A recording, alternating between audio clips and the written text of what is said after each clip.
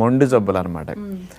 అలాంటి autoimmune disorders ఈ రోజుల్లో బాగా పెరిగిపోతున్నాయి. పిల్లల దగ్గర నుంచి వస్తాయి ఈ జబ్బులు. అలాంటి జబ్బుల బారిన పడకుండా ఈ క్యాబేజీ 40% ఇది ఒక్కటి తినటం వల్ల ఆగుతున్నది అని వాళ్ళు ప్రూవ్ చేశారనమాట. ఓకే. ఇంకొక స్పెషల్ పరిశోధన 2013 సంవత్సరంలో హార్బిన్ మెడికల్ యూనివర్సిటీ చైనా వారు ఒక పరిశోధన చేశారు.